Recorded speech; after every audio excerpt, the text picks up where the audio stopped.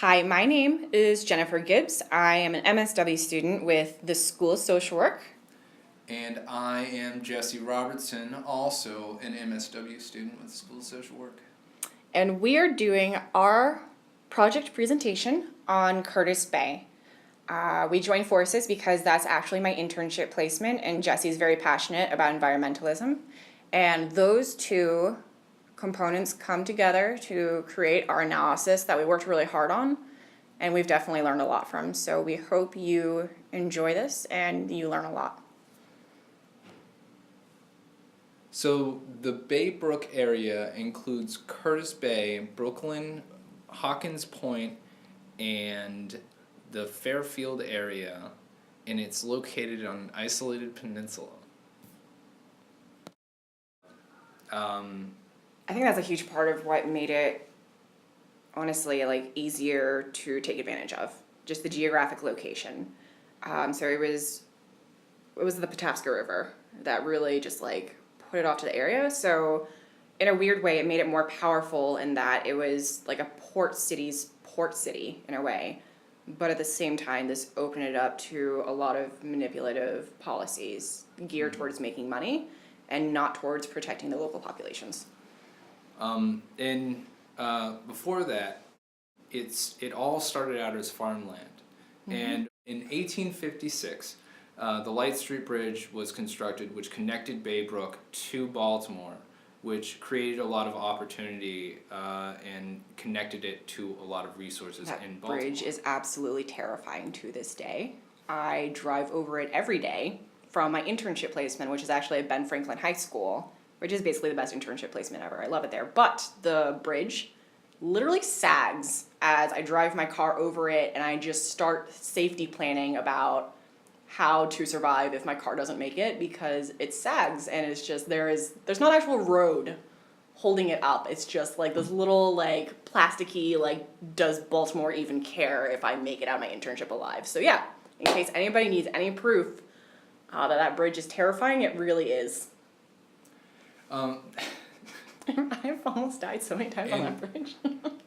In in 1882, this connection to Baltimore was further strengthened by the connection of the Baltimore-Ohio Railroad extending into the area. But the real boom of the area started in just before World War I. 1918, Baltimore. It's like, hey, we should annex Curtis Bay in Brooklyn, but maybe we just won't tell people what's going on. Well, there was a vote in 1912, but it was defeated because people in the Baltimore City Council were like, we don't know if Curtis Bay wants to be annexed, so maybe we shouldn't do it. But in 1918, they were like, we're going to annex this. This is our place now. And they wanted to do this because these connections, the access to this deep water port that existed in Curtis Bay and the Baybrook area brought tons of industries to the area. So that's part of the dominant narrative where you're going to have like O'Malley come in and be like, huh, we have a lot of really great stuff going on in Curtis Bay Candyland, and look at these Liberty ships and look at this industry. Everybody's doing great. Check out that diversity. Everybody's fine. And so that's some of the articles I found. And I was just like, well, I've been in social work school long enough that maybe this isn't all of it. And so we had to investigate a little bit further. So by World War II, there was already tons of industry, but the war effort kicked this industry into hyperdrive. Literally, this place is connected to like the world. Yes, it's obviously helpful in world war if you're connected to the world. There's a lot of stuff going on in Curtis Bay at this point.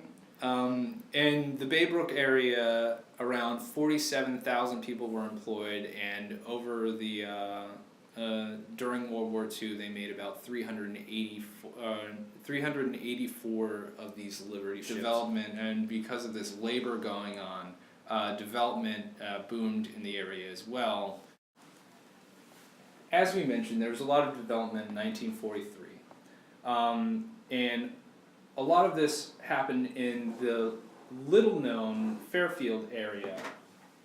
So the really aggravating thing about Fairfield is just how it was erased from this community's story completely, to the point that the whole area is just referred to as Curtis Bay, Brooklyn, and Hawkins Point. If you Google Fairfield, you can barely find any information on it because white America pretty much whited out this story conveniently, and it's actually very, very sad. If we look at the map, Fairfield is located basically in the center of all these different industries. So it's the most polluted area of the Baybrook area. It's not just a swamp, it's also toxins in the ground, in the air, and it's gonna pollute everything. And people are like, hey, if you're rich, don't live here. If you're oppressed, we're gonna put you here. And getting back to the school